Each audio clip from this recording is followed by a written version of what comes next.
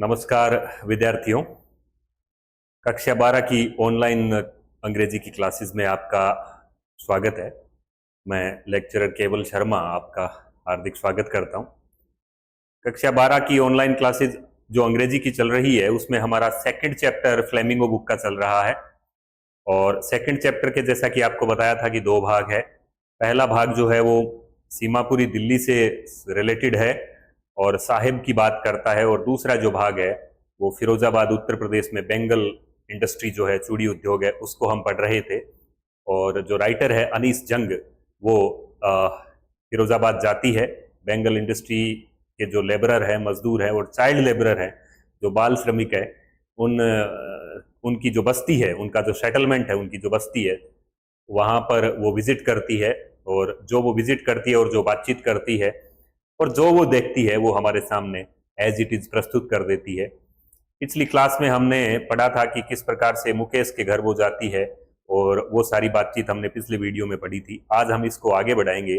फिरोजाबाद बेंगल जो आपके सामने नजर आ रहे हैं, और आप आज जो है वो सविता नाम की एक लड़की से उसकी बातचीत होती है, तो उसको हम शुरू करते हैं। ये तब तक आप तस्वीर देखिए फिरोजाबाद बेंगल्स की। ये देखिए आप, फिरोजाबाद बेंगल जो है वो आपकी स्क्रीन पे नजर आ रहा है। तो आज हम आगे बढ़ते हैं। देखो, लॉस्ट स्प्रिंग टेक्स्ट चौथा पार्ट फिरोजाबाद पार्ट का टुडेज क्लास में आज हम पढ़ेंगे। Writers conversation with Savita and her grandmother. Savita और उसकी ग्रैंडमदर से जो बातचीत होती है, कन्वर्सेशन का मतलब वार्तालाप, जो वार्तालाप है, जो बातचीत होती है, उसके बारे में हम पढ़ेंगे आज की क्लास के अंदर।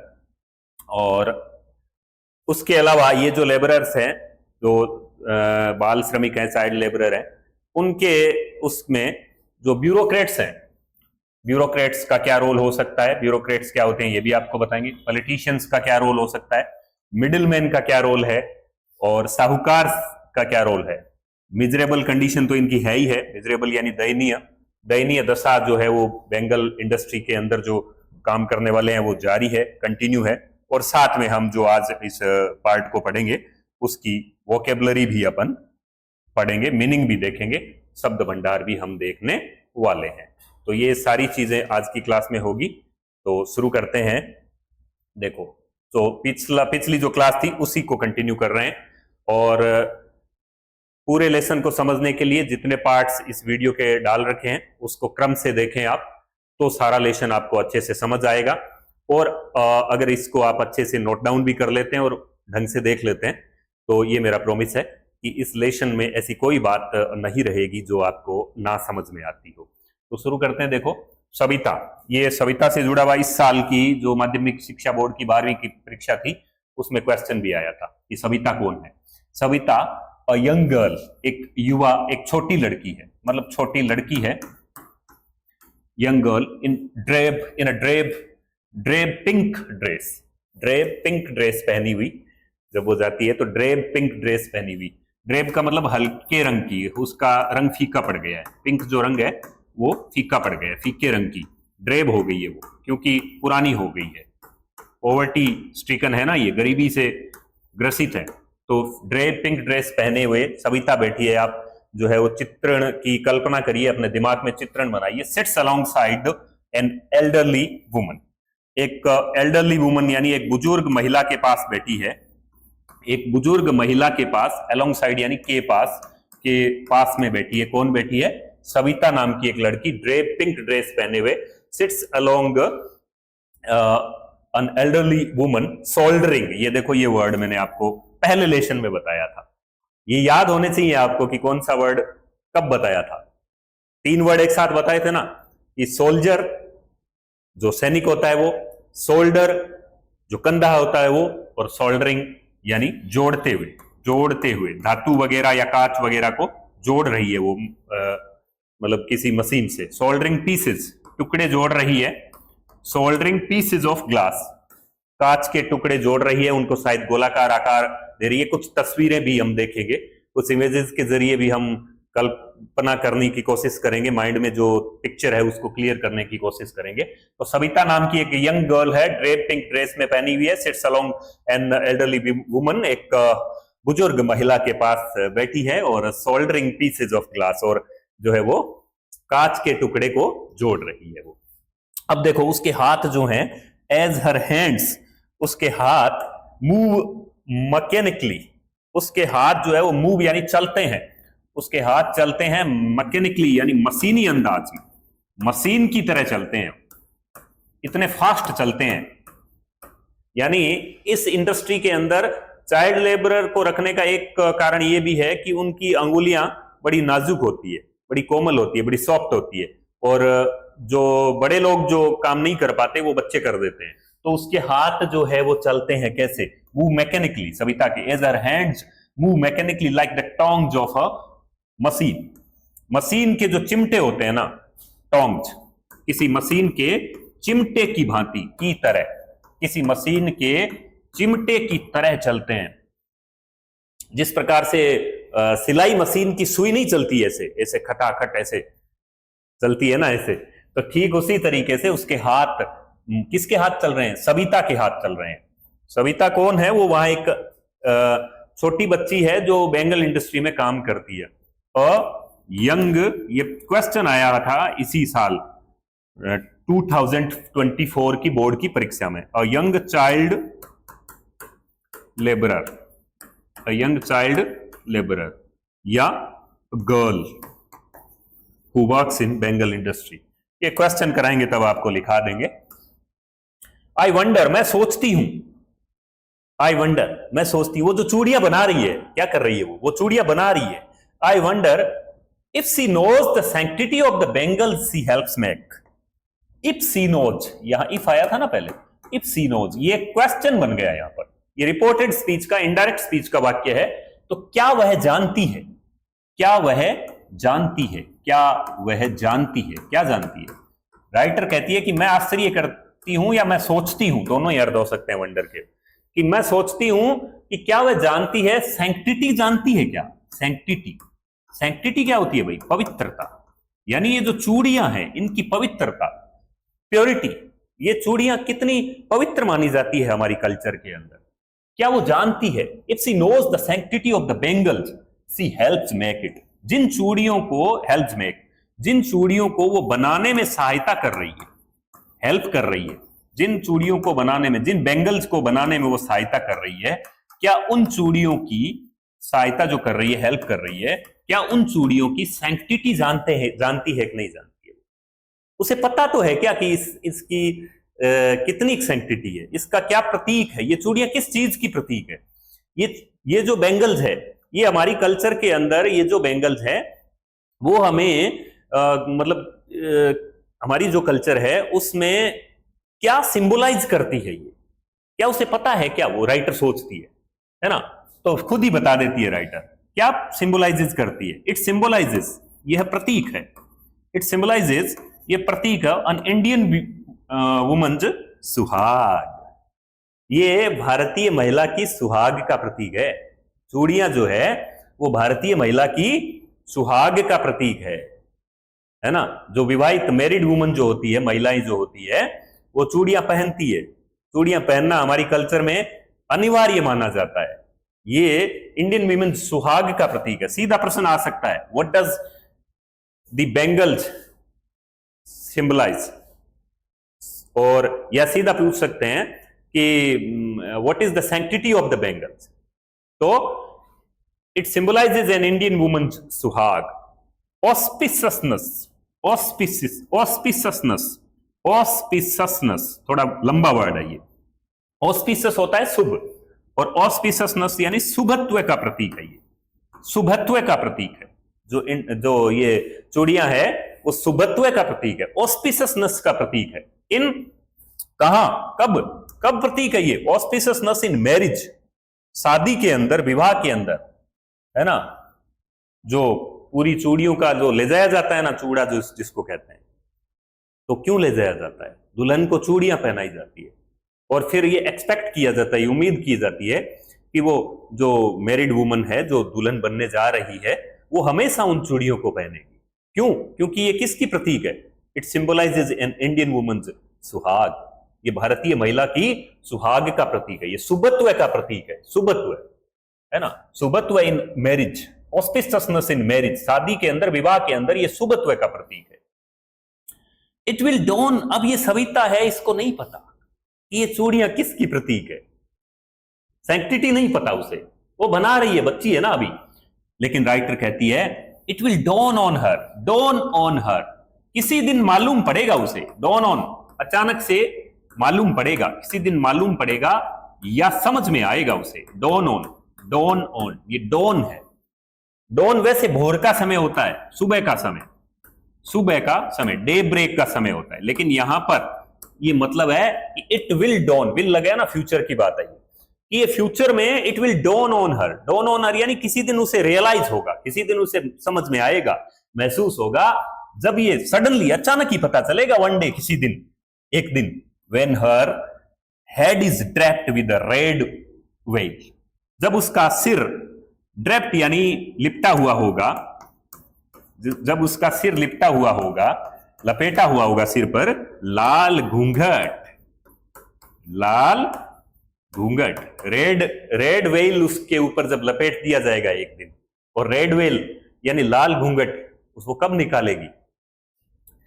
और आगे बताया कि हर हैंड्स डाइड रेड, और उसके हाथ भी डाइड यानी रंग दिए जाएंगे, रंगे होंगे, रंगे होंगे, डाइड होंगे, किससे, रेड, लाल रंग दिए जाएंगे, उसके हाथों पर लाल रंग चढ़ जाएगा, किसका, हिना का, हिना का, हिना क्या होती है भाई, मेहंदी, मेहंदी जब उसके हाथों में लग जाएगी, जब लाल घूंघट, रेड वेल जो है, रेड वेल जो है वो उसे, जब वो उसका हेड जो है वो ड्रैप्ड विद रेड वेल, लाल घूंघट से जब ढक दिया जाएगा, और साथ में उसके हैंड्स, यहां पर हेड है, यहां पर हैंड है, गौर करना, और उसके हाथ जो है वो लाल रंग दिए जाएंगे हिना से, हिना मेहंदी से, एंड रेड बेंगल्स, और लाल चूड़ियां rolled on to, rolled on to पहना दी जाएगी, कलाई पर पहना दी जाएगी या सरका दी जाएगी या चढ़ा दी जाएगी, कलाई के ऊपर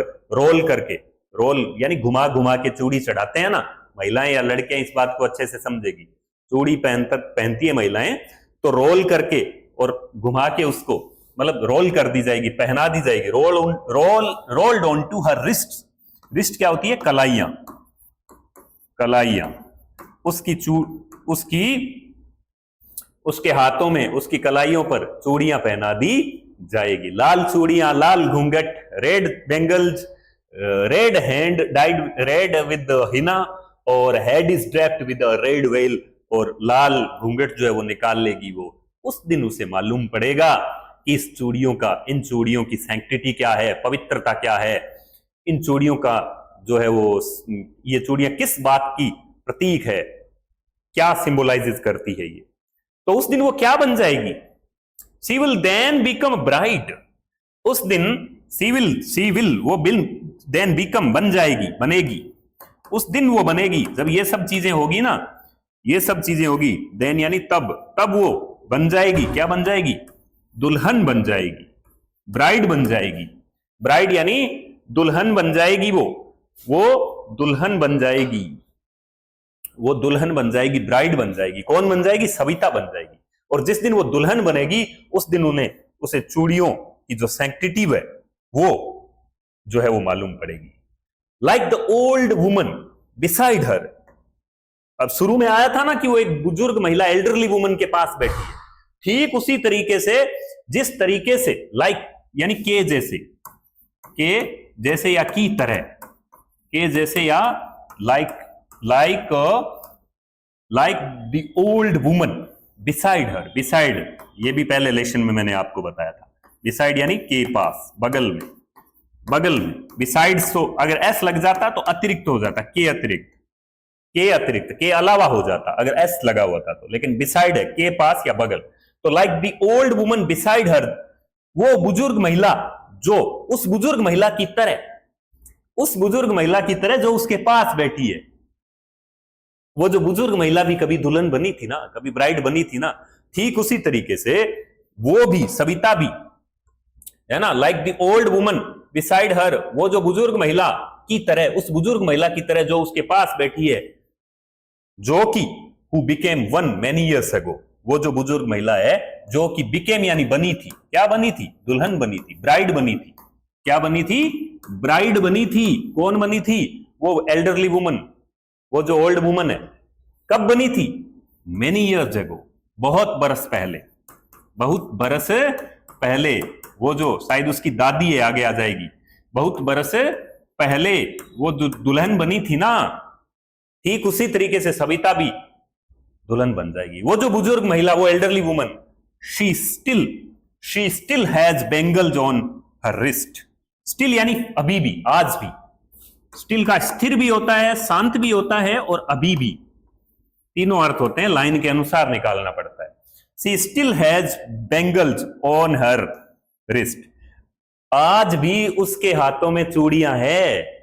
चूड़ियां तो अभी भी पड़ी है ना। बहुत देखो कितनी आयरनिकल बात आएगी, कितनी जो पिटीफुल बात आएगी, करुणाजनक बात आएगी कि उस बुजुर्ग महिला के हाथों में, she still has bangles on her wrist, आज भी उसकी रिस्ट में, कलाई में चूड़ियां तो है, but no light in her eyes, लेकिन उसकी आंखों में कोई चमक, आईज में, आंखों में कोई चमक नहीं है। उसकी आंखों में कोई चमक नहीं है।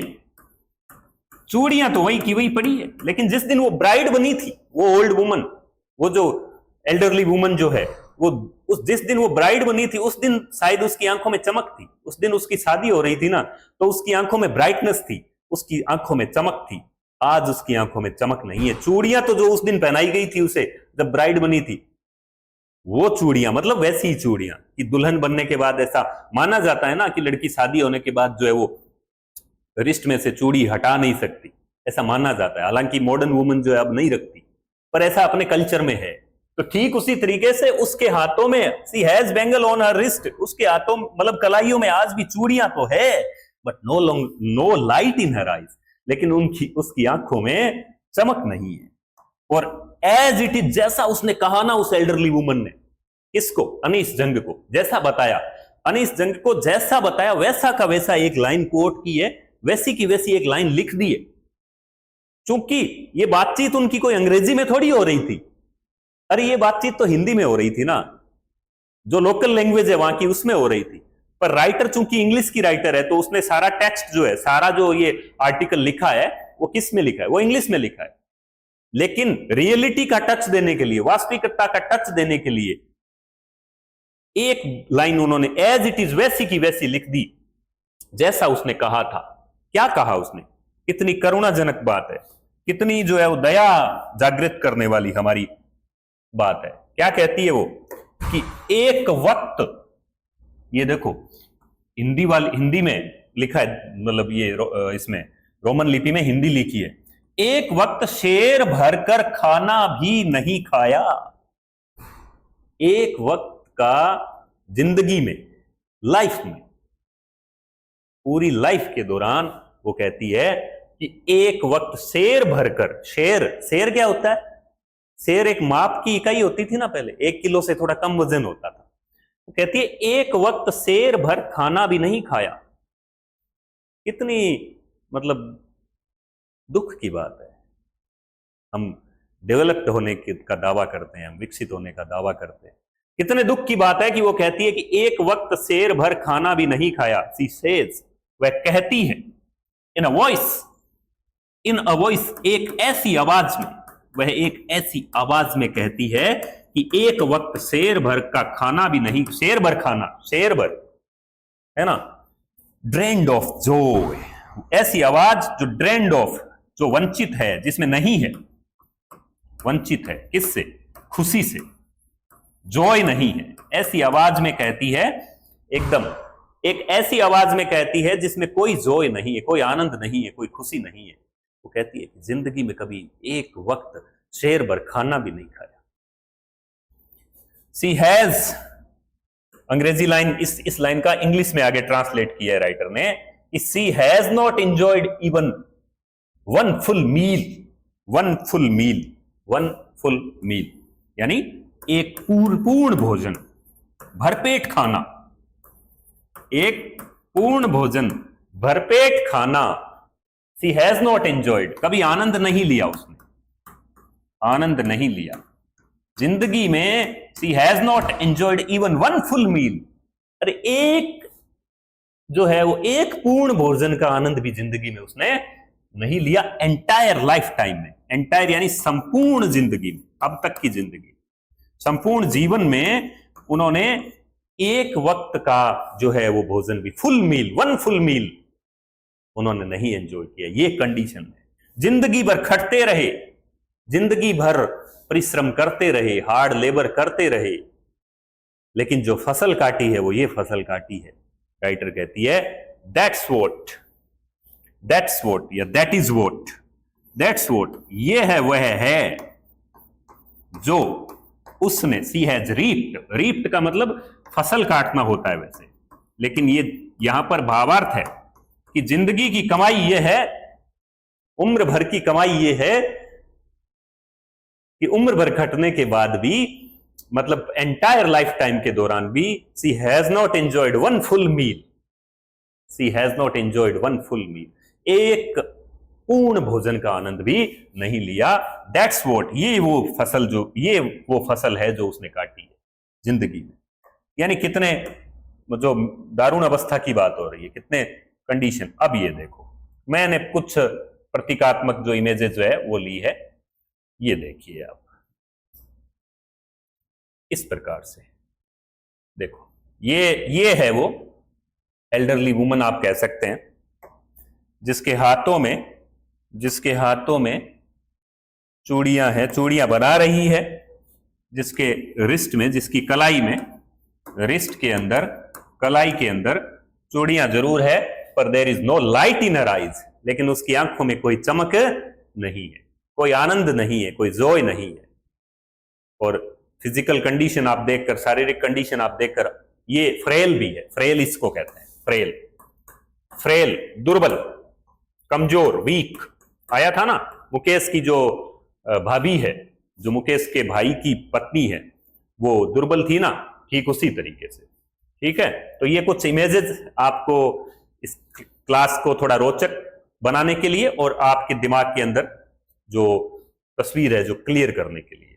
ये देखिए आप, ये चूड़ियां बन रही है, और ये इनमें से आप किसी को सविता मान ले, इनमें से आप किसी को सविता मान ले, ये भी चूड़ियां बना रही है। क्योंकि मेरे को साथ वाली इमेज कोई मिली नहीं, पर ये मान लेंगे ये पास में बैठी ये चूड़ियां बना रही। किसको माने सविता, इसको मान ले।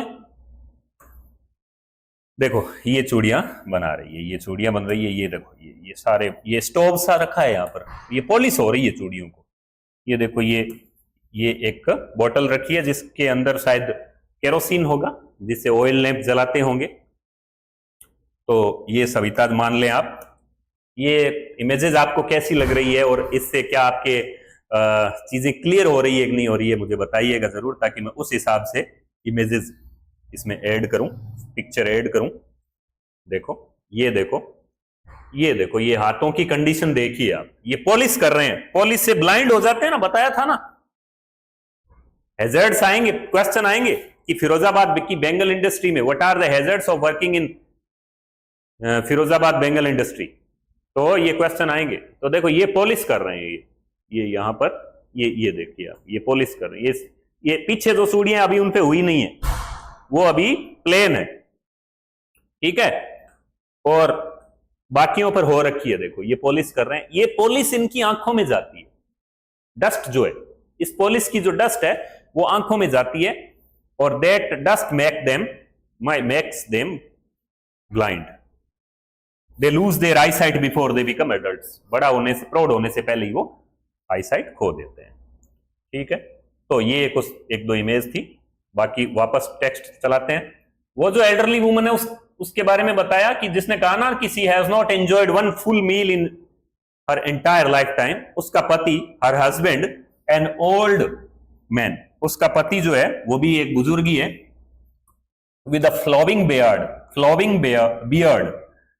बियर्ड यानी लहराती हुई दाढ़ी, जिसकी लहराती हुई बड़ी बड़ी दाढ़ी है, बियर्ड है। सेज, फ्लोविंग बियर्ड वाला उसका हर हस्बैंड है, बुजुर्ग व्यक्ति है, वो कहता है, वो क्या कहता है, सेज यानी कहता है कि आई नो नथिंग एक्सेप्ट, फिर आ गया के सिवाय। अब तक तो ये आपको याद हो गया होगा, के सिवाय। I know nothing except, nothing यानी कुछ नहीं। I know nothing except bangles, मैं चूड़ियों के सिवाय कुछ भी जानता नहीं हूं। All I have done is a make a house for the family to live in, मैं ज्यादा से ज्यादा, ऑल आई हैव डन, जो कुछ मैं कर पाया हूं, जो कुछ मैं मेरी जिंदगी में, जो कुछ मैं कर पाया, जो कुछ मैं कर पाया। इज मेक अ हाउस, कि मैं घर जरूर बना लिया, मैंने मकान जरूर बना लिया, छोटा मोटा जैसा भी बनाया। इसके लिए, फॉर द फैमिली, परिवार के लिए, टू लिव इन, रहने को मैंने मकान जरूर बना लिया, यानी इतना तो कर ही लिया। भाई किसी ने थोड़ी ज्यादा प्रोग्रेस कर ली, कोई बहुत ज्यादा पुअर है, पर कंडीशन ज्यादा अच्छी किसी की नहीं है। तो उसका पति जिसकी फ्लोइंग बियर्ड है, वो कहता है कि I know nothing except bangle, मैं चूड़ियों के सिवाय कुछ जानता नहीं हूं। और all I have done is make a house for the family to live in, मैं घर जो है वो जरूर बना पाया हूं परिवार के लिए। चलो, राइटर कहती है कि हियरिंग हिम, उसको सुनकर, यानी उसकी बात सुनकर, उसकी बात है हियरिंग हिम, उसकी बात सुनकर। वन वंडर्स, कोई सोचता है, कोई मतलब राइटर कहती है कि मैं सोचती हूं। One wonders if he has achieved, कि क्या उसने, अचीव्ड यानी प्राप्त कर लिया, क्या उसने प्राप्त किया। वोट यानी जो, ये क्लोजेज में जब आता है ना वोट, तो जो या इस प्रकार के अर्थ होते हैं, क्वेश्चन मार्क नहीं है। वोट मैनी यानी बहुत सारे, जो बहुत सारे लोग, many have failed in their life time, जो बहुत सारे लोग असफल रहे हैं। या भाव क्या है, भाव ये है इन देयर लाइफ टाइम, जीवन में, पूरे जीवन में जो लोग इतना करने में भी असफल रहे हैं, यानी मोस्ट ऑफ द जो बेंगल मेकर्स हैं, चूड़ी बनाने वाले हैं, वो अपना मकान भी नहीं बना पाए। कम से कम इसने अपना मकान तो बना लिया, पूरी लाइफ टाइम में इतना तो अचीव कर लिया इसने। तो राइटर कहती है कि मैं सोचती हूं कि एटलीस्ट, कम से कम इसने एक लाइफ टाइम में मकान तो बनाया, ज्यादातर तो इसमें भी असफल रहे हैं। Have failed in, he has a roof over his head, कम से कम उसके सिर पर, कम से कम उसके सिर पर रूफ तो है, सिर ढकने के लिए छत तो है, कम से कम। He has a roof over his head, तो ये कंडीशन है। वो कहती है writer, the cry of not having money, cry का मतलब चीख, रोना, रोने की आवाजें, या कंप्लेन आप कह सकते हैं, भाई ये रोना रोते रहते हैं। क्राई, हम कहते हैं ना कि फला बात का रोना रोता रहता है यार, वो तो हमेशा इस बात का रोना रोता है। तो ये क्राई किस बात की, ये रोना किस बात का रोते हैं, है ना। The cry of not having money, पैसा न होने की का रोना धोना, धन न होने का रोना धोना, पैसा न होने का रोना धोना। The cry of not having money to do anything, to do anything, to do यानी करना, एनीथिंग कुछ और, कुछ अन्य। जब उनसे कोई ये कहता ना कि भाई आप उम्र भर से, पीढ़ियों से, जनरेशन से आप ये काम कर रहे हैं, कौन सा, ये बेंगल मेकिंग का, और इसमें आपकी कमाई होती नहीं है, आपको शेर भर खाना भी नहीं मिलता, बेसिक जो नीड्स हैं, मूलभूत जो आवश्यकताएं होती है व्यक्ति की, रोटी कपड़ा और मकान, वो भी आप अगर पूरा नहीं कर सकते, तो इस काम को, इस धंधे को आप बदलते क्यों नहीं है। तो वो क्या कहते हैं, बदले कैसे। The cry of not having money to do anything except carry on the business of making bangle. वो कहते हैं एक्सेप्ट यानी सिवाय, कैरी ऑन यानी जारी रखना, सिवाय हम जारी रखने के, क्योंकि अगर दूसरा धंधा करेंगे, दूसरा बिजनेस करेंगे, दूसरा काम करेंगे, तो उसमें कुछ पैसे लगाने पड़ेंगे, कुछ पैसे इन्वेस्ट करने पड़ेंगे, कुछ मनी इन्वेस्ट करनी पड़ेगी। They will have to invest some money if they will change their business. तो कहां से वो पैसे लाएंगे। वो कहते हैं हमारे पास पैसे है नहीं, they do not have money, वो कहते हैं। तो ये क्राई हमें सुनाई देती है, the cry of not having money, the cry of not having money, पैसा नहीं होने का जो रोना धोना है। To do anything except carry on the business of making bangle, carry on यानी जारी रखना, बिजनेस जो काम है मेकिंग बैंगल, चूड़ियां बनाने का काम है, वो जारी रखने के सिवाय हमारे पास कोई चारा नहीं है। Not even enough to eat, not even enough to eat, यहां तक कि इनफ यानी पर्याप्त, पर्याप्त रूप से खाने को भी नहीं है, खाने को भी नहीं है, पर्याप्त रूप से नॉट,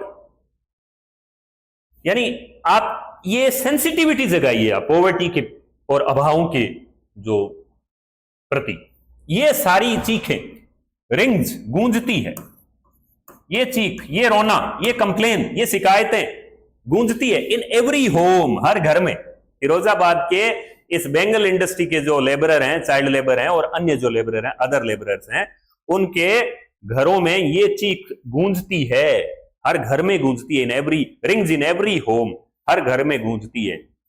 और तो और राइटर कहती है कि मतलब दुख की बात यह है, राइटर कहती है द सैड थिंग इज, बात यह है कि the young man echo the lament, young man जो युवा लड़के हैं, युवा व्यक्ति, अरे जो जवान व्यक्ति है, जो यंग है, जो यूथ है, जो यूथ है, यूथ का मतलब युवा, युवाओं में होती है ना कुछ अलग करने की कैपेसिटी, कुछ क्षमता, चीजें अलग कौन कर सकता है? युवा। आप लोग आगे चलकर जब सोसाइटी की, समाज की मेन स्ट्रीम में आओगे, मुख्य धारा में आओगे और आप युवा होगे तो अपनी तकदीर बदल सकते हैं, क्योंकि आपके अंदर अभी सपने देखने की, ड्रीम देखने की और उनको पूरा करने की कैपेसिटी है।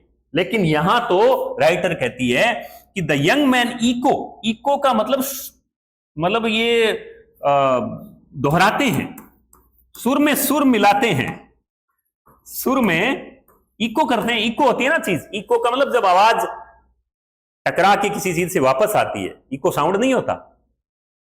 तो जब हम बोलते हैं हेलो तो वो कहता है हेलो हेलो हेलो हेलो, यानी वो हेलो बोला, वही दोहरा दिया उसने। तो ये जो यंग मैन है ना, वो इको कर रहे हैं द लमेंट। ये देखो आप, लमेंट, लमेंट का देखो, लमेंट का वास्तविक अर्थ है विलाप, विलाप कर रहे हैं, विलाप कर रहे हैं, ये रोना धोना, रोना धोना, विलाप करना, लमेंट। लमेंट तो तब किया जाता है जब किसी की डेथ हो जाती, पर ये एक अलग तरह का लमेंट कर रहे हैं। ये अपने ऑफ देयर एल्डर्स, फिर लाइन में समझाऊंगा पर ये समझ ले, ऑफ देयर एल्डर्स, वो किसके सुर में सुर मिला रहे हैं? अपने जो बड़े हैं ना परिवार के, अरे जो बड़े हैं, जो कुछ नहीं कर पाए, वो तो कहते हैं भाई हमारे पास अब पैसे नहीं है, we do not have enough money to do anything except carry on the business of making bangles and we cannot do anything new, हम कुछ नया नहीं कर सकते।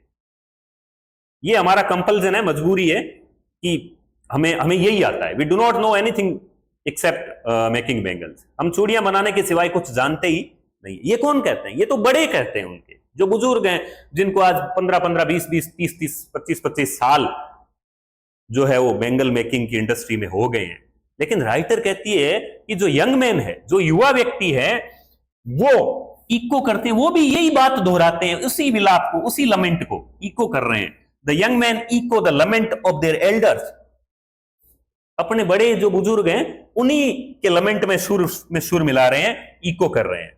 Little has moved with time it seems in Firozabad, Firozabad में little यानी न के बराबर, न के बराबर, हैज मूव्ड चीजें बदली है, हैज मूव्ड चीजें बदली है, बदली है, चीजों में बदलाव आया है, न के बराबर बदलाव आया है, कुछ बदलाव नहीं आया समय के साथ। इट सीम्स यानी ऐसा लगता है, ऐसा प्रतीत होता है, फिरोजाबाद में ऐसा लगता है कि समय के साथ चीजें नहीं बदली है, चीजें वैसी ही है, चीजों में कोई ज्यादा बदलाव नहीं आया है। क्यों नहीं आया है? ये क्वेश्चन पूछा जा सकता है। क्यों? क्योंकि years of mind numbing toil, देखो ये इंपॉर्टेंट वर्ड है, माइंड नंबिंग टॉयल। पहले इस शब्द को जानो आप। माइंड आप जानते हैं, नंबिंग का मतलब होता है सुन्न कर देना, सुन्न कर देना, दिमाग को सुन्न कर देना। माइंड नंबिंग टॉयल, टॉयल का मतलब होता है हार्ड वर्क, हार्ड वर्क समझ गए? परिश्रम, कठोर मेहनत, दिन रात। राइटर कहती है कि दिन रात कठोर मेहनत जो ईयर्स, वर्षों से वर्ष जो बीत गए हैं, वर्षों के माइंड नंबिंग टॉयल ने, दिमाग को सूना कर देने वाले परिश्रम ने, वर्षों से दिमाग को सूना कर देने वाले परिश्रम ने किल्ड यानी खत्म कर दी है, खत्म कर दी है, समाप्त कर दी है। क्या समाप्त कर दी है? उनके अंदर जो एबिलिटी थी ना, किल्ड ऑल इनिशिएटिव। इनिशिएटिव यानी ये क्या होता है भाई? ये देखो आप, इनिशिएटिव का मतलब होता है पहल करने की क्षमता, पहल करने की क्षमता। इसको आपको समझना पड़ेगा।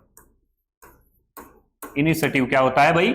इनिशिएटिव जो होता है, इनिशिएटिव जिसको कहें हम पहल करने की क्षमता, यानी कुछ अलग करने की। इनिशिएटिव का मतलब अपन कोई कहते हैं ना, अपन एडवाइस खूब दे देते हैं, सलाह खूब दे देते हैं, सजेशन खूब दे देते हैं कि ऐसा कर लो, हमें ये करना चाहिए, वो करना चाहिए, पर पहल कौन करे, शुरुआत कौन करे, इनिशिएटिव कौन ले, कदम कौन उठाए? पहला कदम उठाने वाले को इनिशिएटिव कहते हैं। आज हम ऑनलाइन क्लासेस से पढ़ रहे हैं, लेकिन कोई तो ऐसा होगा जिसने ये इनिशिएटिव लिया होगा पास्ट में कि मैं ऑनलाइन इस तरीके से पढ़ाऊंगा। तो पहल करने की क्षमता, कुछ नया करने की क्षमता। तो ये ईयर्स, पीछे की लाइन को कनेक्ट करिए आप कि years of mind numbing toil, पीछे आया था ना, years of mind numbing toil, वर्षों के दिमाग को सूना कर देने वाले परिश्रम ने खत्म कर दी है उनकी पहल करने की क्षमता, इनिशिएटिव करने की लेने की क्षमता, and the ability to dream, और सपना देखने की जो क्षमता है ना, जो कैपेसिटी है, जो योग्यता है, एबिलिटी, योग्यता है किसकी? टू ड्रीम, सपना देखने की, ड्रीम देखने की, कोई अलग करने का ड्रीम देखने की जो एबिलिटी है वो खत्म हो गई है। किस वजह से? Years of mind numbing toil. तो राइटर उनको, अनीस जंग जो है, वो उनको एक सुझाव देती है। वो सुझाव देती है, क्या सजेशन देती है? वो एक सजेशन देती है। क्वेश्चन पूछ सकते हैं, क्या सजेशन देती है? Why not organise yourselves into a cooperative. समझे आप इसको, why not organise yourselves into a cooperative. इस बात को समझना पड़ेगा, मैं अर्थ बता दूंगा तो भी बात समझ नहीं आएगी। ऑर्गेनाइज का मतलब पहले मीनिंग देखो, संगठित होना, संगठित होना, ऑर्गेनाइजेशन बनाना। योर सेल्फ यानी तुम खुद को, इनटू अ कोऑपरेटिव। कोऑपरेटिव होती है सहकारी, सहकारिता। क्या होती है अभी बताएंगे, सहकारिता। तो राइटर कहती है कि पहले इस लाइन का अर्थ जान लो, फिर भावार्थ बताऊंगा कि why not organise yourself into a cooperative, कि तुम लोग अपने आप को ऑर्गेनाइज क्यों नहीं करते, संगठित क्यों नहीं कर लेते, और कोऑपरेटिव क्यों नहीं बना लेते।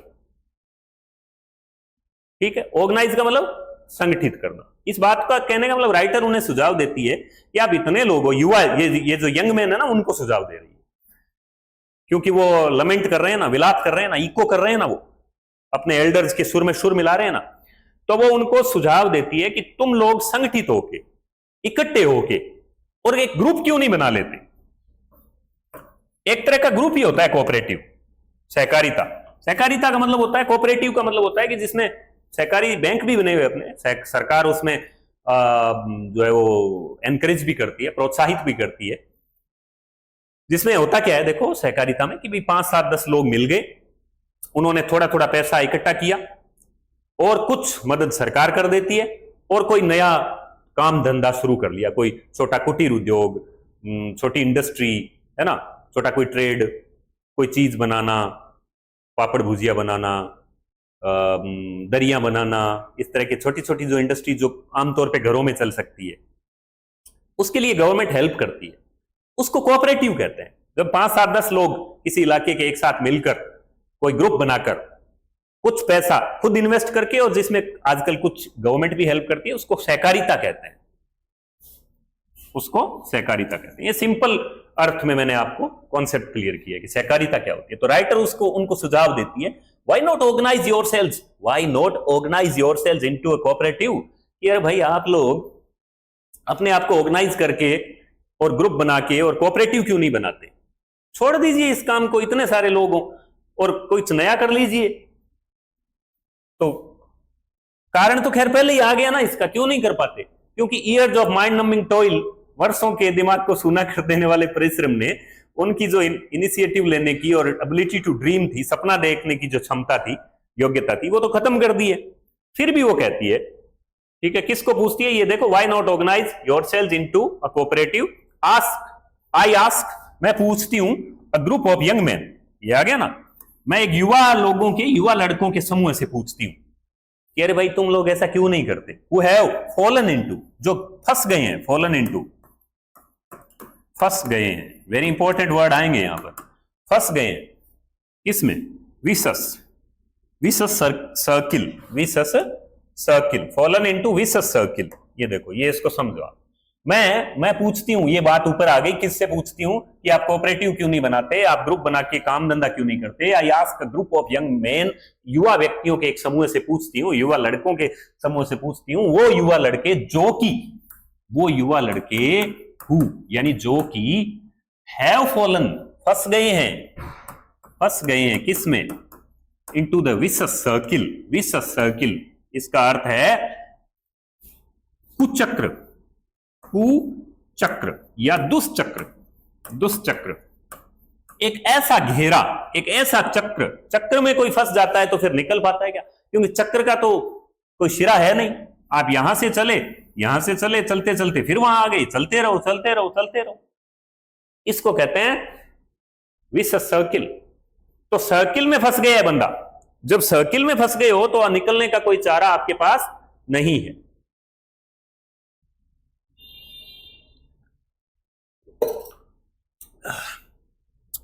तो किसके कुचक्र में फंस गए हैं भाई ये, मैं युवा व्यक्तियों के एक ऐसे समूह से बात करती हूं जो फॉलन इनटू यानी फंस गए हैं विशेष सर्किल ऑफ मिडिलमैन। बताया था ना, मिडिलमैन, मिडिलमैन होते हैं बिचौलिए, बिचौलिए, जो इन जो इंडस्ट्री, ये जो बैंगल इंडस्ट्री में काम करते हैं इनके मालिक थोड़ी है, ये जो मजदूर है वो लेबरर जो है, जो इनके जो फैक्ट्रीज के जो मालिक हैं, और ये बैंगल इंडस्ट्री क्यों, आप किसी भी मामले में ले लें, फैक्ट्री के मालिक और जो लेबरर होते हैं उनके बीच में कुछ मिडिलमैन होते हैं, कुछ बिचौलिए होते हैं, जो नहीं चाहते, जो नहीं चाहते कि ये लोग निकले इस कुचक्र से, इस विशेष सर्किल से निकलें।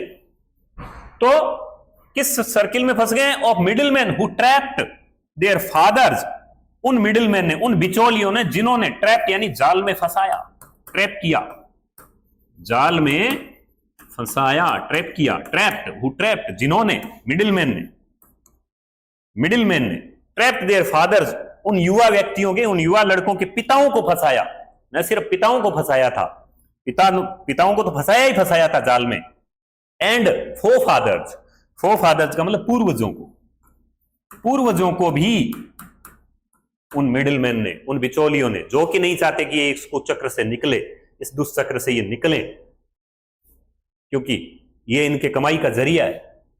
तो फिर वो जवाब जरूर देते हैं, जब उसने कहा ना कि why don't you organise yourselves into a cooperative, कि आप लोग अपने आप को ऑर्गेनाइज करके कोऑपरेटिव क्यों नहीं बनाते, सहकारी समूह क्यों नहीं बनाते, तो एक जवाब देता है, ये लोग जवाब देते हैं कि इवन इफ, इवन इफ का मतलब यदि ऐसा कर भी लें, यदि ऐसा हम, यदि ऐसा कर भी लें, even if we get organise, organised, अगर हम संगठित हो भी जाएं, even if we get organised, यदि हम ऐसा कर भी लें तो भी हमें करने नहीं देंगे ये।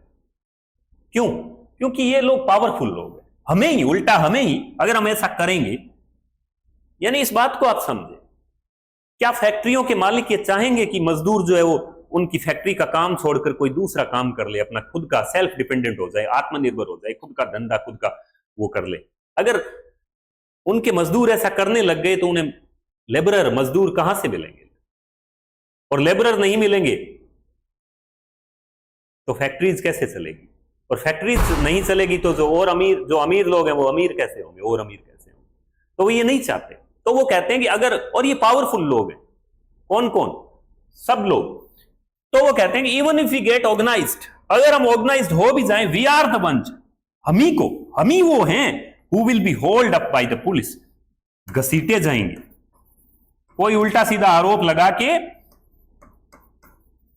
आरोप लगा रहे हैं, वो कह रहे हैं पुलिस हमें ही घसीटेगी, क्योंकि पुलिस जो है यानी करप्शन का मामला है, पुलिस भी इन फैक्ट्रियों के मालिकों से ही कुछ लेती है, इन लेबरर से क्या लेती है, ये क्या देंगे। तो पुलिस हमें होल्ड अप यानी घसीट कर ले जाएगी, हम घसीटे जाएंगे, हम ही घसीटे जाएंगे। किसके द्वारा? पुलिस के द्वारा। आ गया ना कानून के रखवालों का रोल। बीटन, बीटन यानी पीटे जाएंगे, हम पीटे जाएंगे पुलिस के द्वारा, हम ही पीटे जाएंगे। यानी ये पूरा समूह है, ये सर्किल है ना, विशियस सर्किल है, पूरा सर्किल है किनका? मिडिलमैन का, साहूकारों का, फैक्ट्री मालिकों का, राजनेताओं का, पॉलिटिशियन का, ब्यूरोक्रेट्स का, नौकरशाहों का, ये सारे लोग मिले हुए हैं, ये नहीं चाहते। तो हम ही को जो है वो पीटा जाएगा और होल्ड अप और घसीटा जाएगा, hold up by the police and beaten and dragged to jail. और ड्रैग्ड यानी पटक दिया जाएगा, घसीट कर पटक दिया जाएगा, पटक दिया जाएगा, ले जाकर पटक दिया जाएगा, घसीट कर, हम ही को घसीट कर पटक दिया जाएगा। कहां पर? जेल में, जेल में पटक दिया जाएगा, प्रिजन में पटक दिया जाएगा। For doing something illegal, for doing something illegal, कुछ डूइंग यानी कुछ, फॉर डूइंग समथिंग कुछ इलीगल, कुछ अवैध करने के आरोप में, कुछ गैर कानूनी करने के, इलीगल करने के आरोप में। इलीगल शब्द पहले आ चुका है, मैंने बताया था आपको। तो वो कहते हैं कि हम ऑर्गेनाइज हो जाएं तो क्या करेंगे? हम कोई, हमारे पास इतनी पूंजी नहीं है, पैसे नहीं है, संसाधन नहीं है, रिसोर्सेज नहीं है। हम किसी तरीके से अगर कोई छोटा मोटा काम कर लेंगे तो उसमें कमियां निकाल दी जाएगी, कानून के अकॉर्डिंग नहीं है, ये लॉ के अनुसार नहीं है, इसमें ये है वो है, ऐसा उल्टा सीधा करके। और यही लोग जो है वो वी विल बी मतलब होल्ड अप, है ना, पुलिस के द्वारा घसीटे जाएंगे, बीटन, है ना, we will be hold up by the police, beaten, पीटे जाएंगे, होल्ड अप घसीटे जाएंगे, डायरेक्ट टू जेल, जेल में पटक दिया जाएगा कुछ इलीगल का आरोप लगा के। देश से वे कहते हैं ऐसा। वो कौन? युवा जो लड़के हैं, यंग मैन। क्यों? क्योंकि हमारा कोई लीडर तो है नहीं। वो कहते हैं there is no leader among them जो हमारी बात उठा सके, there is no leader among them, हमारे बीच में कोई नेता नहीं है, लीडर नहीं है।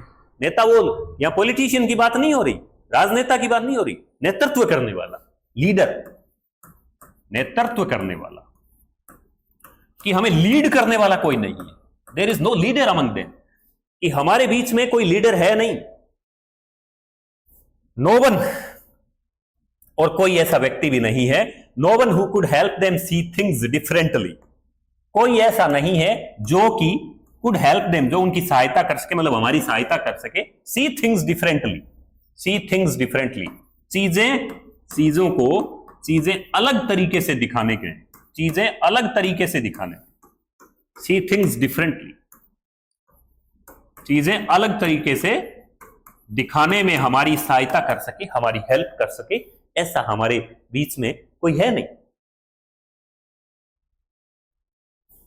There father are as tired as they are, वो खुद भी टायर्ड हैं, टायर्ड का मतलब थके हुए हैं, टायर्ड थके हुए हैं, हिम्मत नहीं है। देयर फादर्स, उनके पिता, उनके अपने अपने पिता भी थके हुए हैं, उतने ही थके हुए हैं जितने वे थके हुए। दे आर, इस प्रकार की वो बातें करते हैं। दे टॉक एंडलेसली, इस प्रकार की वो बातें एंडलेसली करते हैं, अंतविहीन तरीके से करते हैं। Endlessly, they talk endlessly in A spiral, यानी ऐसी बातों का कोई अंत नहीं है जो वो बातें करते हैं, करते चले जाते हैं एक स्पाइरल, एक चक्र में दैट मूव्स फ्रॉम पॉवर्टी, और ये जो चक्र है ये सरकता है, मूव्स यानी सरकता है, आगे बढ़ता है, कहां पर? पॉवर्टी की तरफ। ये चक्र किस में ले जाता है? ये गरीबी में ले जाता है। पॉवर्टी टू एप्थी, एप्थी यानी उदासीनता, एफ्टी यानी उदासीनता, एफ्टी की तरफ ले जाता है। तो पॉवर्टी टू एफ्टी टू ग्रीड, ग्रीड की तरफ ले जाता है, लालच की तरफ। एंड टू इनजस्टिस, और अन्याय की तरफ ले जाता है, और ये अन्याय की तरफ ले जाता है। यानी ये सारी बातें। लिसनिंग टू देम, जब मैं उनको सुनती हूं, उनको सुनकर, लिसनिंग टू देम, राइटर कहती है कि लिसनिंग टू देम, उनको सुनकर आई सी, मैं देखती हूं, मुझे दिखते हैं, टू डिस्टिंक्ट वर्ल्ड्स, दो, डिस्टिंक्ट का मतलब एकदम स्पष्ट, एकदम स्पष्ट लेकिन अलग, एकदम स्पष्ट लेकिन अलग संसार दिखाई देते हैं। दो अलग अलग दुनिया, दो स्पष्ट दुनिया दिखाई देती है। टू वर्ल्ड दिखाई देते हैं, दो दुनिया दिखाई देते हैं। एक तो चकाचौंध भरी दुनिया जो आपके तड़क भड़क वाली दुनिया है, पैसे वालों की दुनिया है, अमीरों की दुनिया है, इंडस्ट्रियलिस्ट की दुनिया है, उद्योगपतियों की दुनिया है। और एक दुनिया इनकी है ना, वन ऑफ द फैमिली। एक दुनिया उन परिवारों की, वन ऑफ द फैमिली, यानी उन परिवार की कोर्ट जो पकड़े हुए हैं, जो जकड़े हैं, जो पकड़े हैं इन वेब ऑफ पॉवर्टी। किसमें पकड़े हैं? Web of poverty. वेब यानी जाल होता है, गरीबी का जाल, गरीबी के जाल में जकड़े हुए हैं, गरीबी की जाल में पकड़े हुए हैं। बर्डन्ड, उन पर बोझ लदा हुआ है, उन पर बर्डन्ड यानी बोझ लदा है। बर्डन्ड बाय द, वजन लदा है, by the stigma of caste, जाति का कलंक। स्टिग्मा ऑफ कास्ट, शुरू में पिछले वीडियो में बताया था ना कि वो जो है मुकेश की ग्रैंडमदर कहती है कि born in the caste of bangle makers we can do nothing except making bangles, कि चूड़ियां वाला बनाने वालों की जन्म जाति में जन्म लेकर हम कुछ और अलग कर ही नहीं सकते। तो वो कहते हैं कि ये लोग, राइटर कहती है कि ये परिवार caught in A web of poverty, गरीबी के जाल में फंसे हुए, बर्डन्ड बाय द, जिन पर वजन लदा है, बोझ लदा है। बोझ किस चीज का?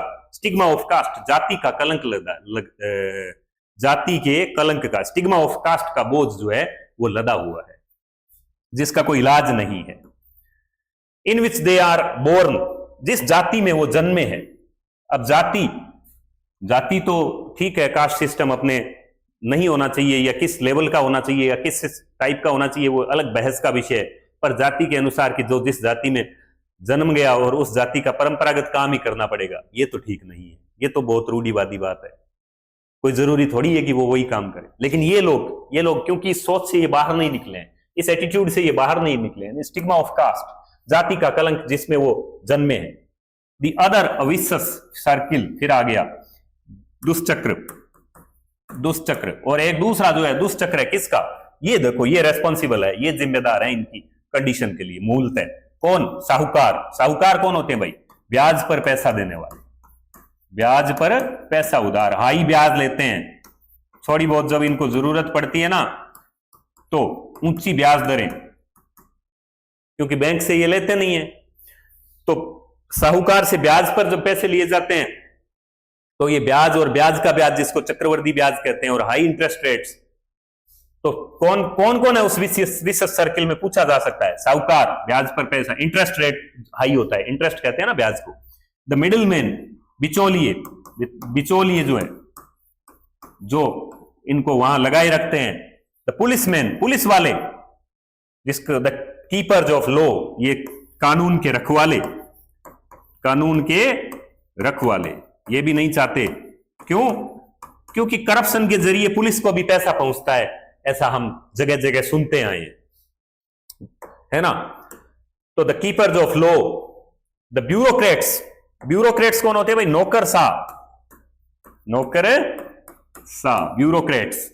ब्यूरोक्रेट्स होते हैं नौकरशाह किसे कहते हैं? जो शाही नौकर है। तो नौकर तो है सरकार के, पर शाही नौकर है। ब्यूरोक्रेट्स में मूलतः कौन आ जाते हैं? आईएएस, आईपीएस, है ना, आरएएस, है ना, कलेक्टर वगैरह, जिले का कलेक्टर है, एसडीएम है अपने ब्लॉक का, ये बड़े बड़े जो आईजी है, एसपी है, डीएसपी है, ये सब जो है वो इस प्रकार के जो बड़े उच्च अधिकारी होते हैं, और जो अन्य अधिकारी होते हैं वो ब्यूरोक्रेट्स आ जाते हैं। तो पुलिस वाले, द ब्यूरोक्रेट्स, पुलिसमैन, मिडिलमैन, साहूकार, और जो सबसे बड़े जो खाग माने जाते हैं, सबसे बड़े जो पॉलिटिशियंस, मैं कोई टिप्पणी नहीं करूंगा, पर राजनेता, जिन पर हमेशा करप्शन के बड़े बड़े आरोप लगते हैं। राजनेताओं के लिए एक पब्लिक जो है वो वोट बैंक होती है।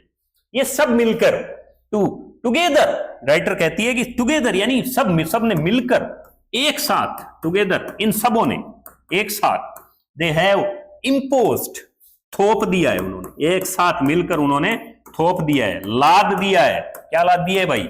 ये वजन लाद दिया है, बैगेज लाद दिया है, वजन, भार, इन लड़कों पर भार लाद दिए, बेचारे इस ऐसा भार लादा है इन पर, इसको ये उतार नहीं सकते। Together they have imposed the baggage on the child, बच्चे पर, that he can not put down यानी नीचे उतारना, ऐसा वजन से लाद के छोड़ा है कि ये नीचे नहीं उतार सकता।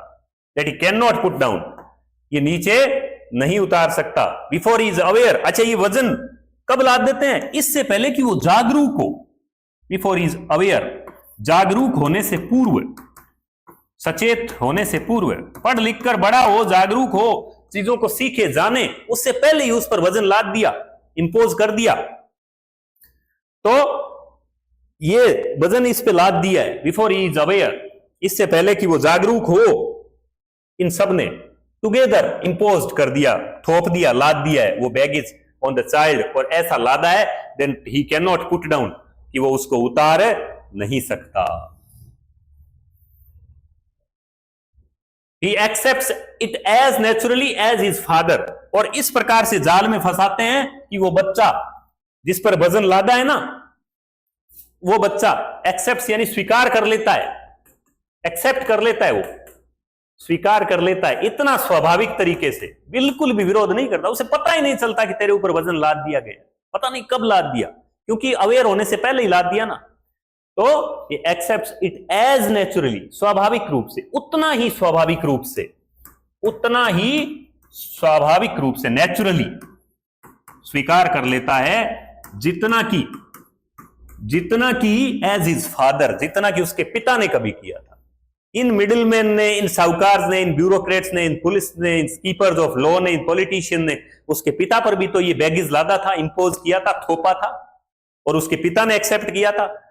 ठीक उसी तरीके से उसके पिता को जैसे जाल में फंसाया था, वैसे ही उसके बच्चे को भी फंसा लिया, बिफोर ही इज अवेयर, जागरूक होने से पहले। टू डू एनीथिंग एल्स, कुछ अलग करना, कुछ नया करना, टू डू एनीथिंग एल्स, कुछ अलग करना, कुछ नया करना, वुड मीन, कुछ नया करने का मतलब होगा, वुड मीन, राइटर कहती है, टू डेयर, इनको चुनौती देना, इनको चैलेंज देना, इनको चुनौती देना, इनको चुनौती देना, डेयर करना।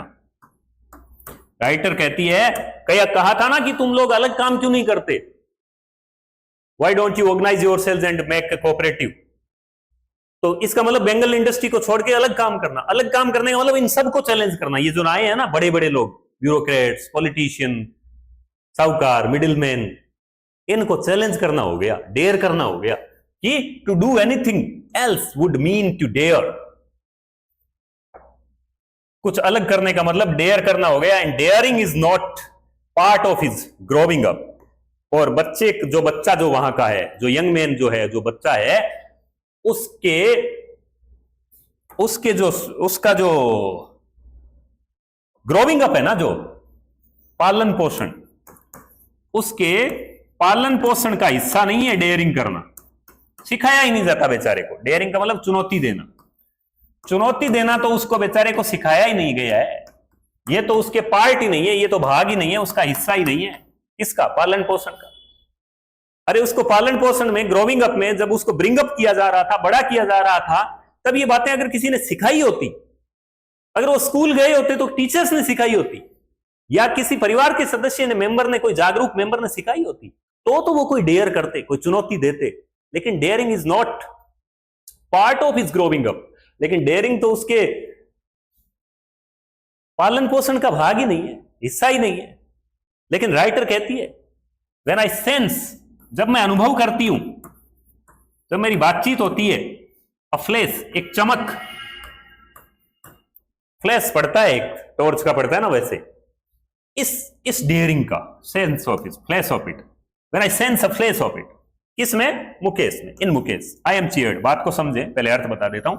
जब मैं इस चीज का अनुभव, इस चमक का अनुभव मुकेश में करती हूं ना, आई एम चीयर्ड, तो मैं खुश हो जाती हूं, प्रसन्न हो जाती हूं, मैं खुश हो जाती हूं। क्यों? बात समझ आई क्या? शुरू में ही आया था ना, क्या कहता है वो, कि I want to drive a car, I want to be a motor mechanic. कौन कहता है? मुकेश कहता है कि मैं कार चलाना सीखूंगा और मोटर मैकेनिक बनना चाहता हूं। यानी मैं इस काम को हल नहीं करना चाहता, बेंगल इंडस्ट्री को, बेंगल मेकिंग को। तो अब वो कहती है जब मैं मुकेश में इस चीज का सेंस देखती हूँ ना, मतलब सेंस करती हूँ, अनुभव करती हूँ, एक फ्लैश, एक चमक कि वो कुछ अलग करेगा, वो कुछ डेयर करेगा, हिम्मत करेगा, चुनौती देगा, तो मैं खुशी से भर जाती हूं। When I sense a flash of it in Mukesh, I am cheered, मैं खुशी से भर जाती हूं। फिर आ गया I want to be a motor mechanic, कि मैं क्या बनना चाहता हूं, मैं मोटर मैकेनिक बनना चाहता हूं। I want to be a motor mechanic, ये याद कर लेना, motor mechanic, Mukesh wants to be a motor mechanic, ध्यान में दे लेना। He repeats, वो इस बात को दोहराता है, वो इस बात को दोबारा कहता है। He will go to a garage, तो मोटर मैकेनिक बनने के लिए कहां जाना पड़ेगा भाई? गैरेज। गैरेज क्या होता है? जहां गाड़ियां ठीक करते हैं ना, गैरेज जहां गाड़ियां मोटरें ठीक करते हैं, जहां गाड़ियां ठीक करते हैं, तो मोटर मैकेनिक बनने के लिए तो गैरेज ही जाना पड़ेगा।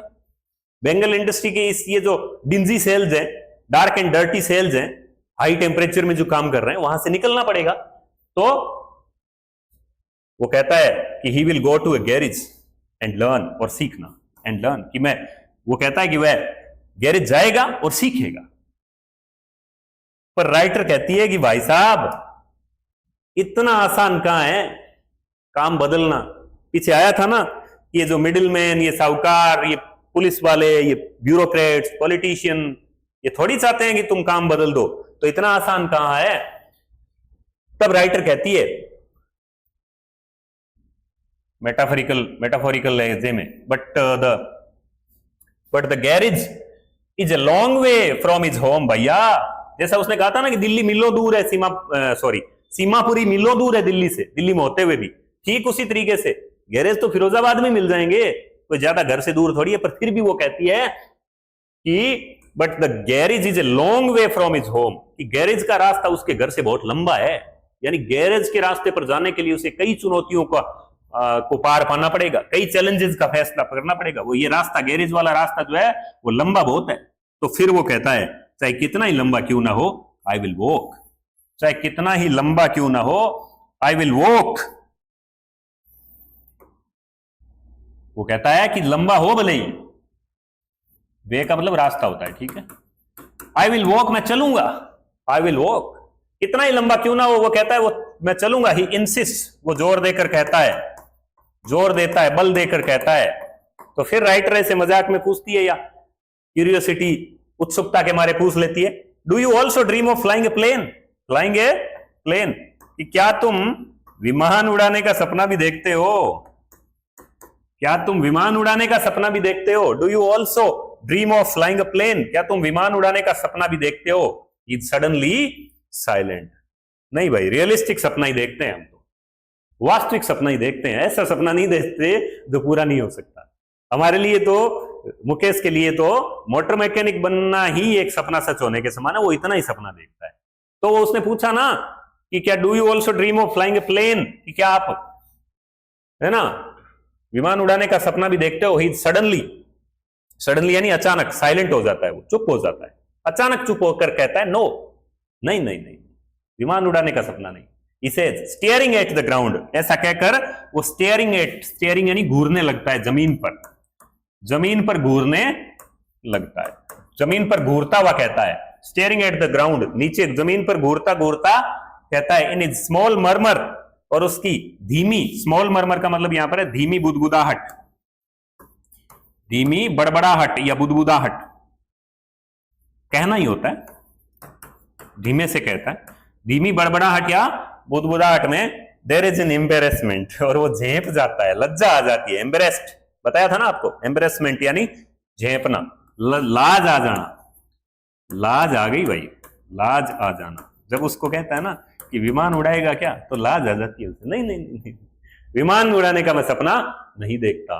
तो उसके स्मॉल मर्मर में देयर इज एन एम्बेरेस्ड, लज्जा भरी हुई है, that has yet not yet turned into regret, लेकिन वो लज्जा अभी रिग्रेट में नहीं बदली है। टर्न्ड यानी बदलना, रिग्रेट यानी पश्चाताप या पछतावा, पछतावे में नहीं बदली है वो। क्यों? क्योंकि अभी उसका सपना कायम है। कौन सा सपना? वो जो मोटर मैकेनिक बनने वाला सपना। तो that has not yet turned into regret, वो जो लज्जा है वो अभी पश्चाताप में नहीं बदली है। He is content to dream of cars, content to, जिस प्रकार साहिब कंटेंट है, संतुष्ट है टेनिस को खेलता देखकर ही, खेलने की इच्छा है पर खेल नहीं पाता, ठीक उसी तरीके से वो he is content to dream of cars, वो सिर्फ कारों का सपना देखकर ही संतुष्ट है। क्यों? क्योंकि जो चीज हमने आसपास देखी है उसी का तो सपना देखेंगे। तो उसने क्या देखी है? Is content to dream of cars, वो कारों का सपना देखकर संतुष्ट है। दैट इज सी, जो वो देखता है, हर्टलिंग डाउन, हर्टलिंग डाउन, खड़खड़ाती हुई, चलती हुई, कारें जो खड़खड़ाती, खड़खड़ करती, खड़खड़ाती हुई, चलती हुई, हर्टलिंग डाउन, चलती है ना, कहां पर? The streets of his town, street यानी गलियां, उसके अपनी गलियों में, मतलब अपने कस्बे की गलियों में कारें देखी है उसने, अपने कस्बे की गलियों में कारें ही देखी है उसने, तो वो कारों का ही सपना देखता है। विमान तो फिरोजाबाद में उड़ते नहीं है, लास्ट में कह दी ना बात। विमानों का सपना कहां से देखेगा? एरोप्लेन का सपना कहां से देखेगा? क्यों? क्योंकि फ्यू एयरप्लेन्स फ्लाई, फ्यू का मतलब न के बराबर, न के बराबर नहीं उड़ते, न के बराबर विमान फ्लाई ओवर फिरोजाबाद, फिरोजाबाद में न के बराबर विमान उड़ते हैं, विमान तो वहां पर उड़ते नहीं है, तो विमानों का सपना कहां से देखेगा? तो यहां पर ये बातचीत, ये विवरण जो है राइटर एंड कर देती है, और यहां पर अपना लेसन भी एंड हो जाता है, चैप्टर समाप्त हो जाता है। मैं उम्मीद करता हूं कि आपके ये चैप्टर पूरा समझ में आ गया होगा। जहां कहीं भी नहीं समझ में आए तो आप मुझे बताइएगा। लेकिन अभी क्लास खत्म नहीं हुई है। क्यों? क्योंकि जितना पार्ट आज हमने पढ़ा है उसके फटाफट हमें वोकैब, वर्ड मीनिंग्स, शब्द भंडार जरूरी है। बिना शब्द भंडारों के इंग्लिश में काम नहीं चलता, और जो लोग इंग्लिश में शब्द भंडार के बिना काम चलाना चाहते हैं वो भाई ध्यान दे लें, बिना शब्दों के काम नहीं चलेगा। जब आपके पास शब्द ही नहीं होंगे तो कहां से काम चलेगा? तो भाई काम जो है वो जरूरी है। क्या जरूरी है? कि आप मीनिंग को याद करें, वर्ड मीनिंग्स को याद करें, वर्ड मीनिंग्स को देखें, वर्ड मीनिंग को समझें, जानें। एक एक जितने टफ वर्ड मीनिंग लगते हैं मुझे जितनी मैं उम्मीद करता हूं कि ये मीनिंग बच्चे के नए समझ में आएगा, शायद वो मीनिंग मैंने डाल दिए, सारे टाइप करके यहां पर लिख दिए। आप जो है वो वीडियो रोक रोक के स्क्रीनशॉट लेके, और ऐसे ना करो तो आप मुझे संदेश भेजें, मैं आपको ये पीडीएफ भेज दूंगा। इस पीडीएफ में से आप अपने नोटबुक में, रजिस्टर में सारे मीनिंग उतारें, और फिर जो है वो इस लेसन को समझें। तो दोबारा समझें। ड्रेब का मतलब फीकी पड़ गई, नीरस पड़ गई, सविता की पोशाक। ये मीनिंग जब अपन पढ़ेंगे ना तो पाठ वापस थोड़ा थोड़ा याद आएगा, हमें रिपीट हो जाएगा। सिट्स अलोंग साइड, नजदीक बैठी है, एल्डरली वुमन के नजदीक बैठी थी ना वो सविता, एक बुजुर्ग महिला के पास है बैठी थी, और सोल्डरिंग यानी जोड़ रही थी। क्या जोड़ रही थी? पीसेज ऑफ ग्लास जोड़ रही थी। तो ये आपके सामने है।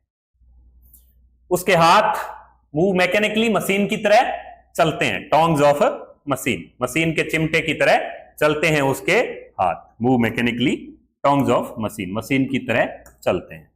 ठीक है, फिर आगे बढ़ते हैं। इफ शी नोज, क्या वह जानती है, उसे पता है क्या? क्या ये रिपोर्टेड स्पीच का वाक्य होने के कारण प्रश्नवाचक हो गया, हालांकि इसमें क्वेश्चन मार्क है नहीं, पर इफ शी नोज, ठीक है, क्या वह जानती है। सैंक्टिटी, पवित्रता, सैंक्टिटी मतलब पवित्रता, सैक्रिडनेस कहते हैं इंग्लिश में, दूसरा वर्ड है सैक्रिडनेस। ठीक है, सैक्रिडनेस मतलब पवित्रता। सिंबलाइजेज यानी प्रतीक है, सिंबलाइजेज यानी प्रतीक है। Auspiciousness, very important word, very very important word. Auspiciousness यानी शुभत्व है, शुभ का प्रतीक है। क्या है? जो बेंगल्स है मैरिज के अंदर, है ना। डोन ऑन, डोन ऑन यानी समझ में आएगा। सविता को समझ में कब आएगा कि ये सैंक्टिटी जो है इसकी? जब वो डोन, वैसे मैंने, जब वो दुल्हन बनेगी। डोन जो है वो क्या होता है? भोर का समय, सुबह का समय, डोन उच्चारण होता है इसका, डोन, डोन। ये वाला डोन नहीं है, ज्यादा डोन बन रहे हो क्या? ये वाला डोन नहीं है, ये DAWN वाला डोन है। ठीक है, ड्रैप, ये अच्छा, ये देखो स्पेलिंग मिस्टेक हो गई यहां पर, ड्रैप्ड विद, DRA है यहां, DRA, ड्रैप्ड विद, लिपटा हुआ।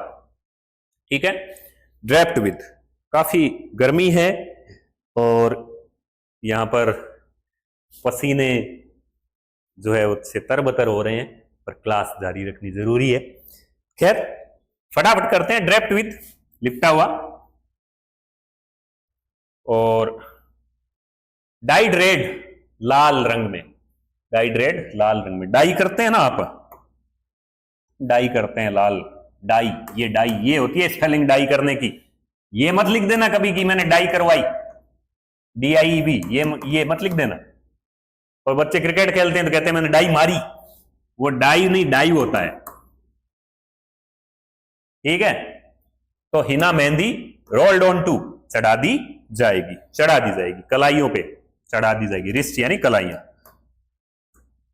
ठीक है। ब्राइड दुल्हन होती है, जानते ही हो आप। Like the old woman beside her, जो उसके पास बैठी बुजुर्ग महिला। ये लाइनें कुछ इसलिए डालते हैं कि आपको लाइन क्लियर समझ में आ जाए। Drained of Joy, drained of Joy, drained of Joy, खुशी से वंचित, कोई खुशी नहीं है, कोई खुशी आनंद के बगैर, बिना। वन फुल मील, एक भरपेट भोजन, वो कहती है ना कि मतलब have not enjoyed one full meal in entire life time, she has reaped, ये फसल उसने काटी है, ये फसल काटी है कि पूरी जिंदगी में एक शानदार भोजन नहीं खाया कभी, भरपेट, भरपेट ढंग से भोजन नहीं खाया ना, आनंद लेके। और मतलब उम्र भर यही कमाया कि भरपेट खाना भी कभी नहीं खाया। फ्लोविंग बियर्ड है उसके हस्बैंड की, लहराती हुई दाढ़ी है, बियर्ड, बियर्ड बोलेंगे, बियर्ड, फ्लोविंग बियर्ड, लहराती हुई दाढ़ी, बियर्ड यानी दाढ़ी, और एक्सेप्ट के सिवाय बार बार आ रहा है। हियरिंग हिम, उसे सुनकर, हियरिंग हिम, उसे सुनकर। वन वंडर्स, कोई सोचता है, कोई सोचता है। और इफ ही हैज अचीव्ड, क्या उसने पा लिया, अचीव यानी पाना, अचीव यानी पाना, प्राप्त करना, जो कि ज्यादातर लोग नहीं पाए। घर बनवा लिया क्या। The cry of not having money, पैसा या धन न होने की चीख, पैसा या धन न होने की चीख, रोना धोना।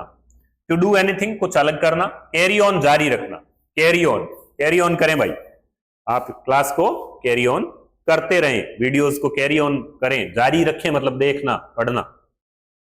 रिंग्स यानी गूंजती है, रिंग्स यानी गूंजती है, इको करती है, इको यानी सुर में सुर मिलाना, दोहराना, इको करना, इको करना, इको, ठीक है, इको, CHO है। लमेंट, विलाप करना, रोना पीटना, बुरी तरह से रोना धोना, लमेंट।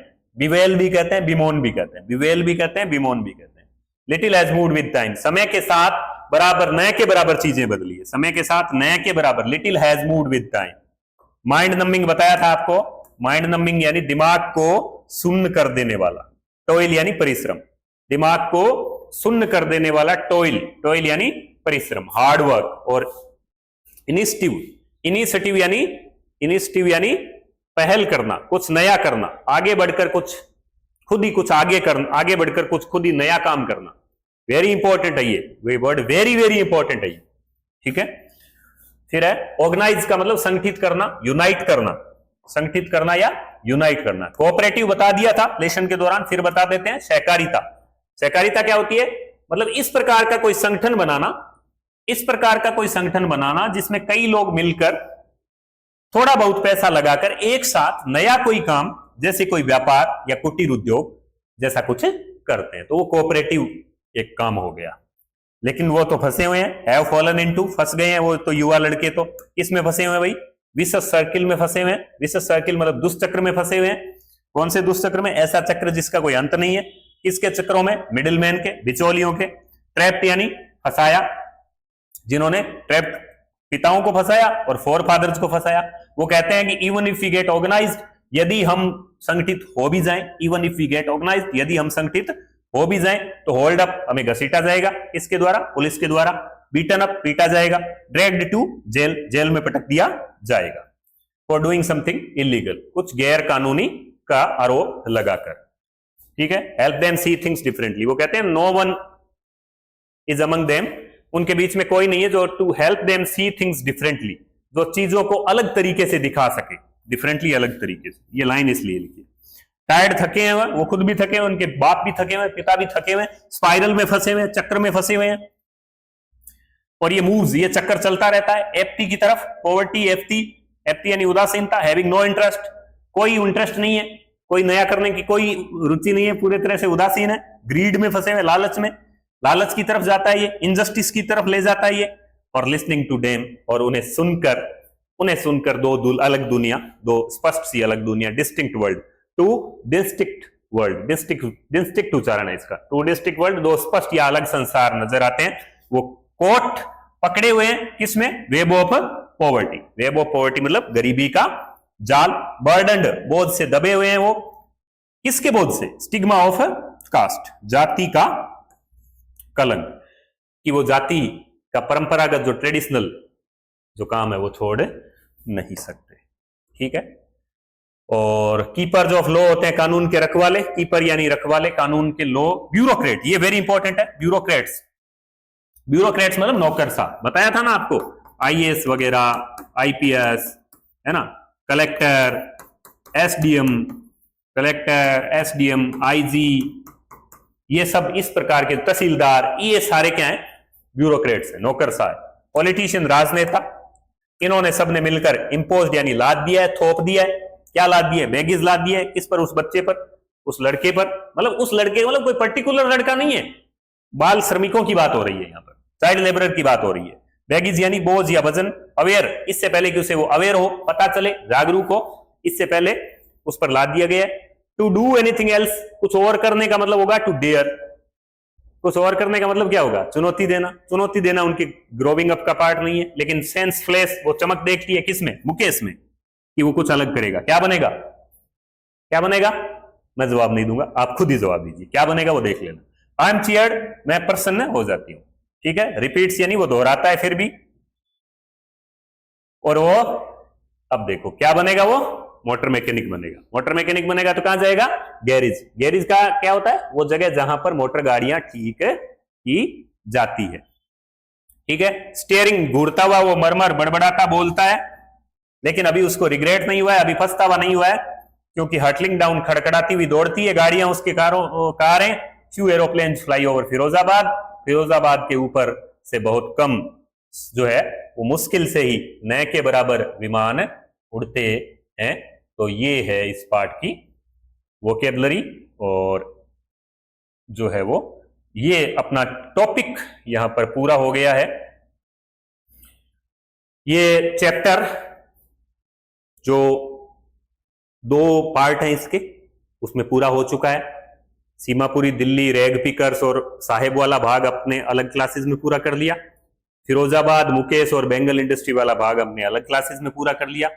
साहेब वाले भाग के अपन क्वेश्चन आंसर भी कर चुके हैं पार्ट के, और इस पार्ट के क्वेश्चन आंसर और अदर क्वेश्चन आंसर्स, और साथ में जो इंपॉर्टेंट नोट्स, समरी वगैरह, वो अपन नेक्स्ट क्लास में करेंगे।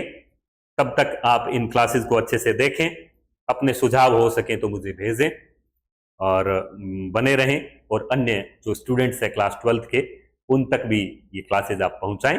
बहुत बहुत आपका धन्यवाद। Thank you.